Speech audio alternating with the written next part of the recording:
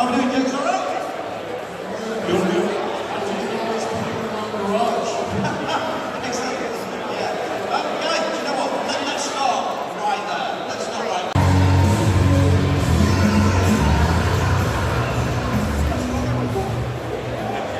Give it up for Adam Cole! Woo! With all due respect to all of our guests, now that is an intro, my friends. Thank you very much. Who gave the introduction? Where is it? No, it was Jim. Who was it? Where is it? Rupert, where are you? Where is it? The one that gave you the mic. That's the guy. You got paid off, kid. They paid you. They paid you. This gentleman said, the Dudley Boys, the greatest tag team. Hold on, Booker. He said decorated greatest tag team. Now, if he would have said greatest tag team, we all know he would have meant the Road Warriors. Yo, guys, just picture this, 1 second. The Dudley Boys versus another team that I can think of by the name of Harlem Heat. Who do you think would have won that match? Who do you think would have won that match, guys? By a show of hands. Who do you think would have won that match? The Dudley Boys or Harlem Heat? Harlem Heat wins that. I heard you said Chanel had two hands up. Yes, she did. I'm going back to my team. Yeah, please do. Hey, Charmel, I'm praying for you. You have to live and be with this man. I know that's hard. Hey guys, Let us all bow our head and pray for Charmel. Dear Lord up in heaven, please help Charmel here with Booker T every day. Because Lord knows it's a struggle every day that we have to deal with his ass. give it.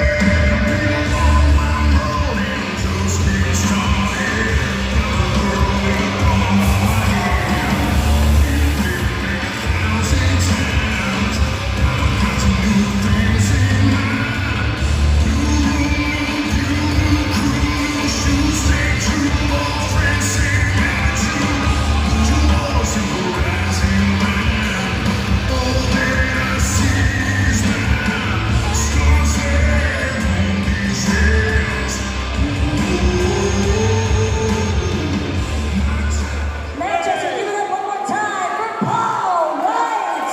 Talent AEW, but are there a few, not to play favorites, are there a few that kind of are catching your eye as the next big thing? As far as AEW talent, yeah, there's a lot of talent there that's coming up. Wardlow's another one that's on his way. He's really close to really hitting that next level. Orange Cassidy, who you would think would never be as popular as he is, but he's got such a unique style with the sunglasses and the lackadaisical attitude. But then when he gets in there, he's really a great performer and a great athlete. So there's a lot of younger talent there that's developing. Hobbs is another one. He's really turned himself around. Powerhouse Hobbs has become a great talented powerhouse. Good heavy hitter. Satnam Singh, you know, our Indian Giant's like 7'2" or 3". He's a giant enormous. He's a couple inches taller than me. I mean, don't kid yourself. And I looked at him and I went, good morning. You know, as far as the thing with Floyd Mayweather, Floyd was funny. He was great. He really understood wrestling, really understood the showmanship part of it. Was blown away when I told him to break my nose. Because I told him, I said, if you don't break my nose and make me bleed, no one's going to buy that you and I have any heat, and this will be a real angle. Because boxer versus wrestler has been tried in the past, but it really wasn't done as well as I wanted to. I wanted to create a situation where people thought that I was going to grab him by the ankle and beat him like a broom all over the ring. So how do you get people motivated and emotionally invested? I said, I'll drop down to one knee. I'm as tall as you are on one knee. Break my nose. I said, don't shove it through the back of my head because I'm on a modeling career.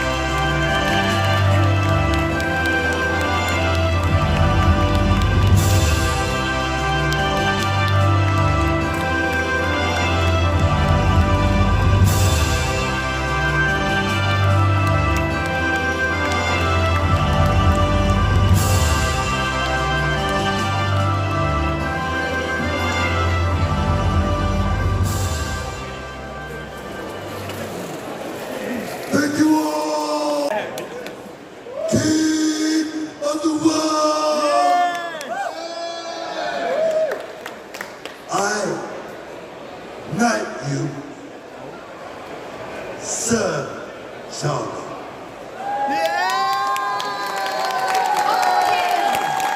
Sir Charlie.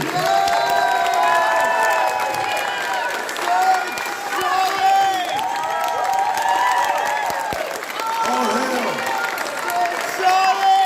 All hail! All hail! Yes! Oh my goodness me.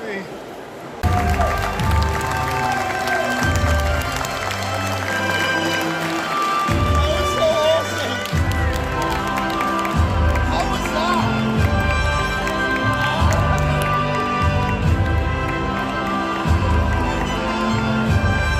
I can't.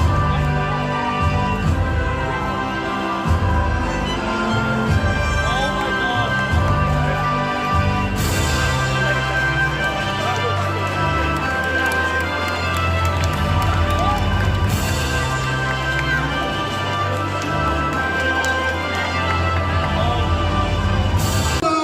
Dr. Britt Baker, DMD!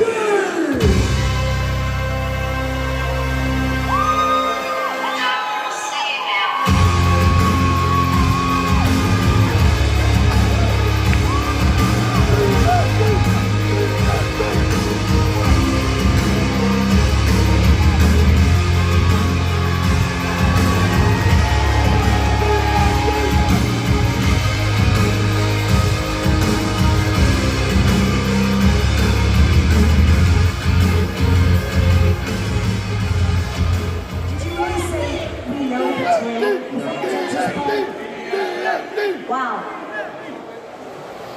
Well, we have a pillar, and where the pillar goes, the killer follows. For the love of wrestling, she is one of our own. She is the AEW Women's World Champion. Take the roof off this place, Jamie Hayter.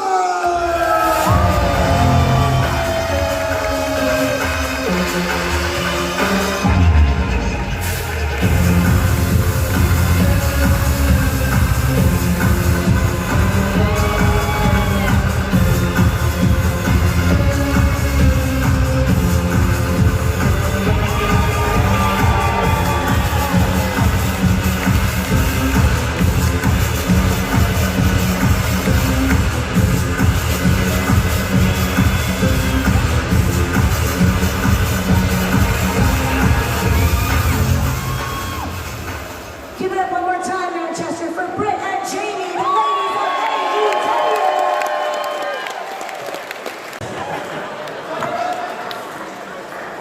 Go back to your cave, Ruby. As far as the dream match goes, it kind of, we were just talking about this, your answer changes every day, what you're thinking of in the matches you're watching. I would love to wrestle any of the 4 horsewomen from WWE.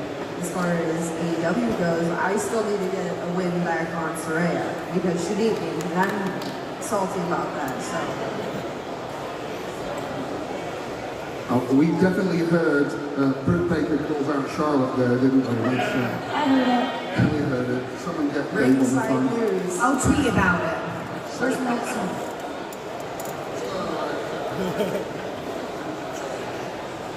Speaking of kicking ass, Ruby Soho's sister, just in case, you want to get your China revenge on it. One match that we've been wanting to see for a while as fans is DMD against Deonna Purrazzo, and obviously Impact has crossed with AEW a few times. Do you think that's going to happen anytime soon? I don't know, but I hope so. I think Deonna is one of the best technical women's wrestlers in the world, and she has completely reinvented herself since she got let go from WWE, and she's literally one of the best women's wrestlers in the world, and she just happens to be one of my close friends. So I would love to share the ring with her.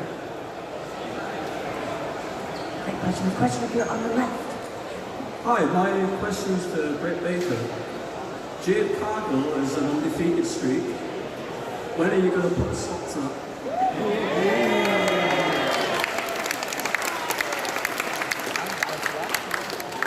Yeah, I guess we kind of would look great with two belts, right? We each had a belt. Looks so dripped out. Yeah, I don't know. That's something to think about, though, for sure. Wonderful stuff. Can I introduce you to someone as well? And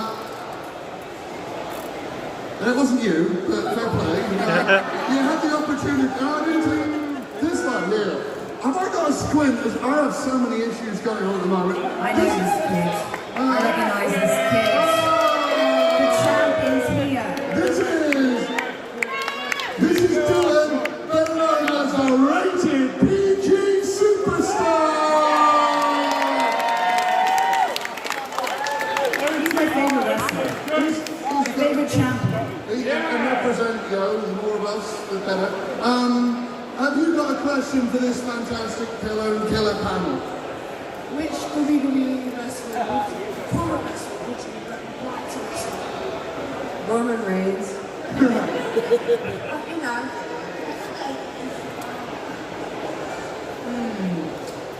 That's a hard choice because there is a plethora So hard to pick. of talent there.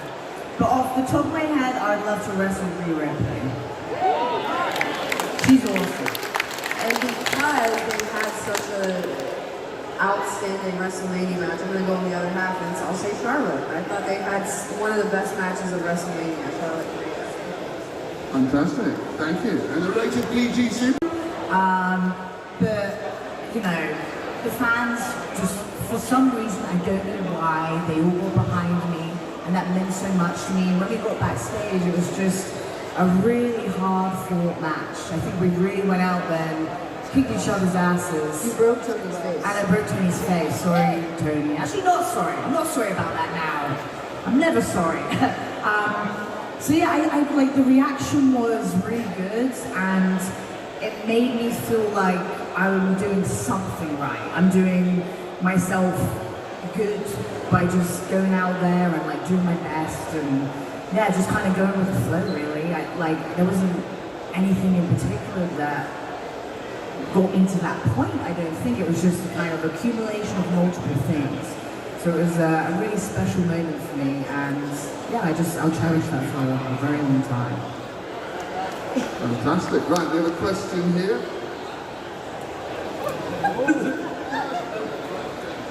When you got attacked by JAS and the Outcast, why did Jamie not come out and save you? She was in the hospital. She broke her arm. Ruby, much appreciated. We've got the Ruby Soho family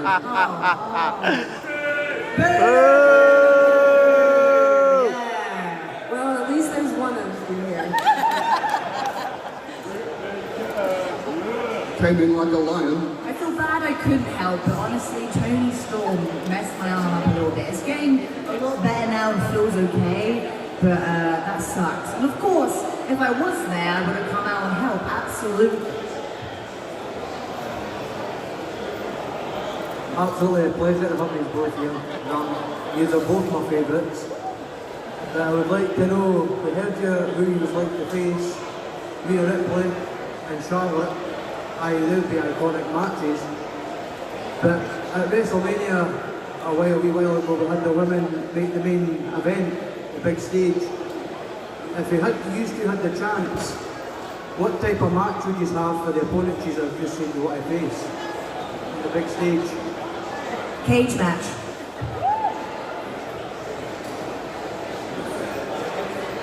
Hey, lights out. No DQ match. Can I just throw something there?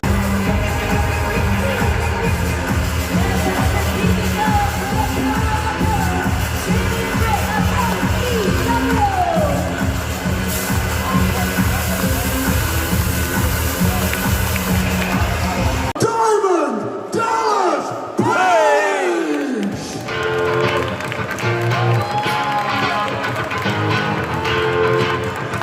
Self high five.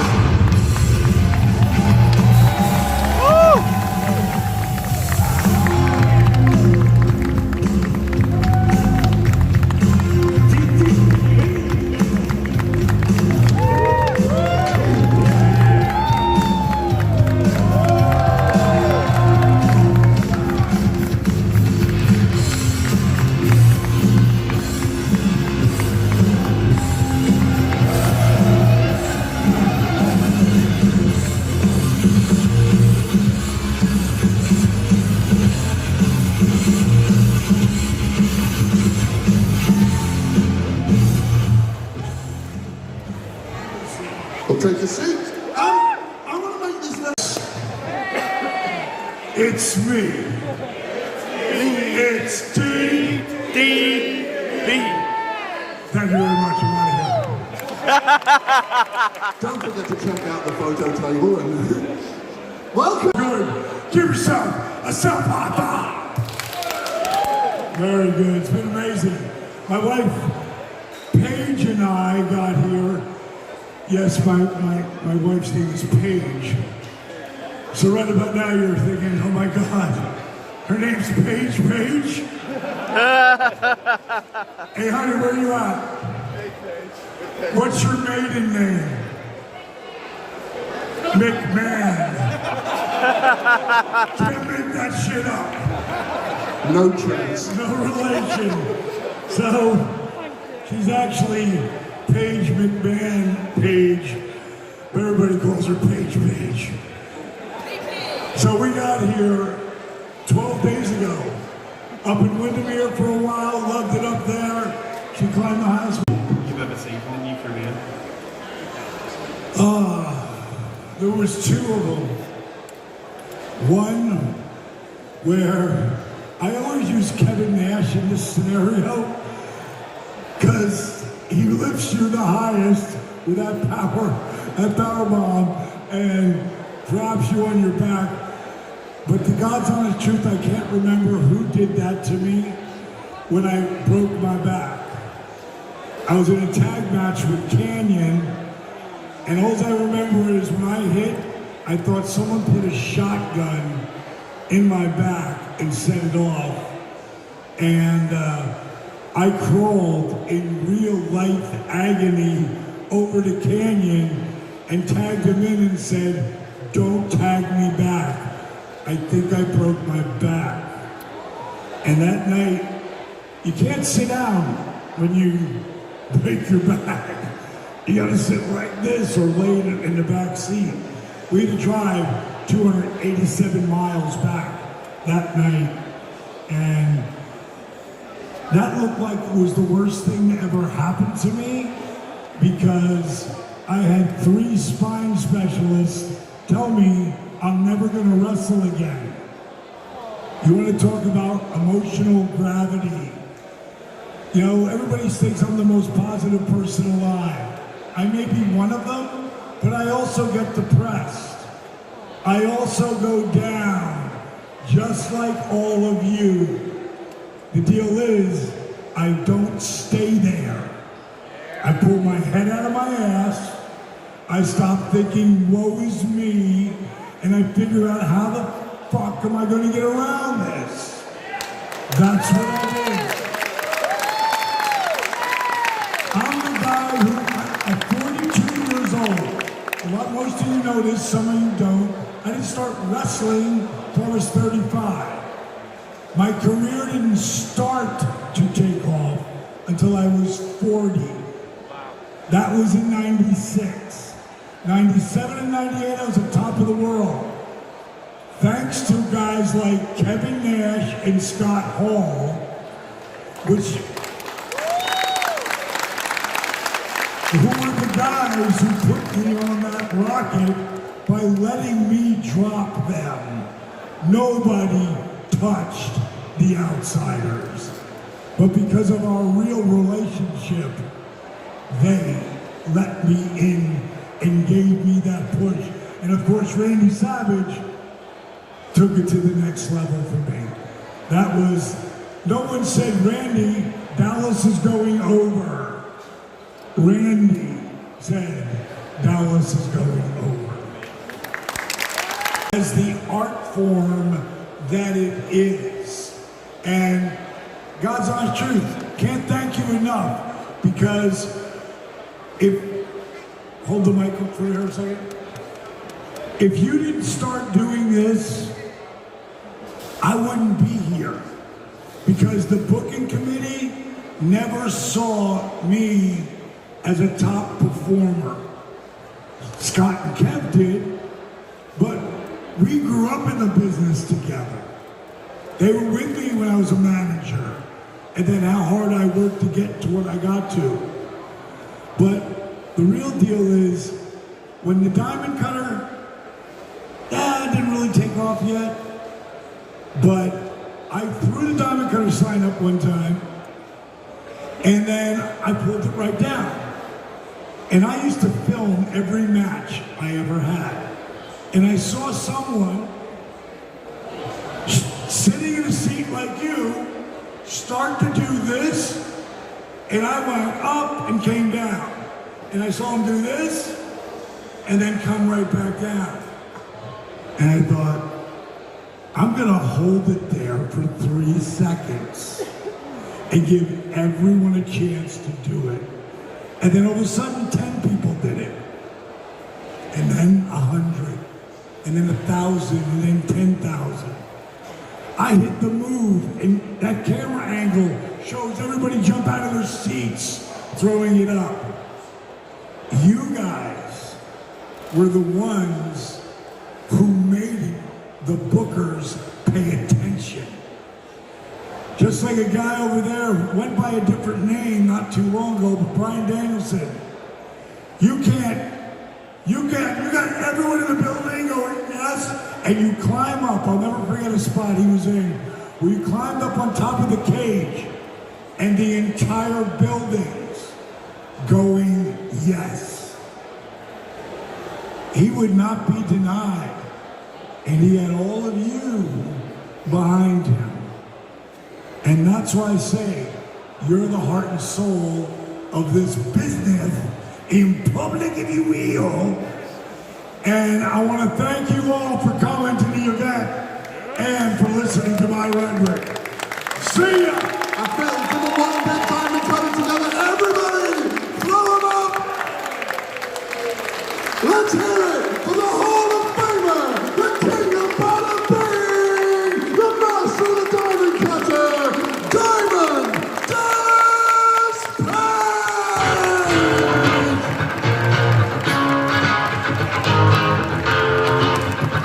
So high five. Dig a little deeper, bring a little more, put some bass in your voice and raise the roof for the team of Money Incorporated!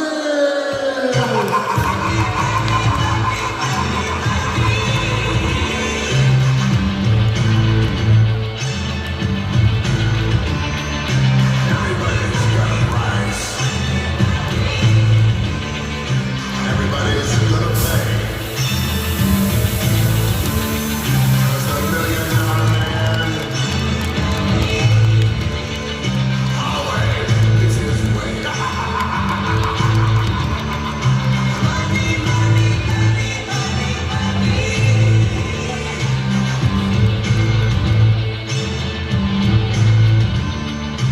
Some might cost a little. Some might cost a lot.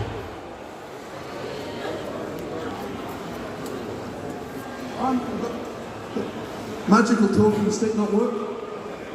For this long weekend and just everybody we've met, whether it's here in this building, at the hotel, wherever we go, the fans have just been phenomenal. So again, thank you very much. We're all here because we love it. That's the thing we've got in common. I'm going to ask you about this because when as a little 15-year-old Chris Brooker, I did not see Money Inc. coming as a team. To me at that point, does anyone remember, shout out, at the Royal Rumble that year, the Legion of Doom were feuding with a different team. Who was it? You've let yourselves down badly, all of you. Natural disasters, earthquake and typhoon, we all thought that was going to be the story, and it felt like the team came out of nowhere. Was that what happened for you guys, or was it? Tell us about how Money Inc. came to be. Well, I think, Ted was established as the $1 Million Man when I went back and started my heel run with WWE and became Erwin R. Shyster, IRS. And I think, Vince kind of looked at it like this is a perfect meeting between two people that can work, with Ted being the rude millionaire that he was, and I was Ted's crony as being the crooked IRS tax man. So it was a match made in heaven in that aspect. And, you know, like I've told people over the years doing IRS, nobody likes to pay taxes. So it's when you call people tax cheats and they still have to pay taxes, it's pretty easy to get heat in that aspect. I couldn't have said it any better. Perfect stuff. And it went on for a team that sort of came out of nowhere. You had a year, like a year and a half run, and people are still talking about it. Some amazing matches. Let's go up to the floor. Where are you, Tony? Over here. Let's get some questions.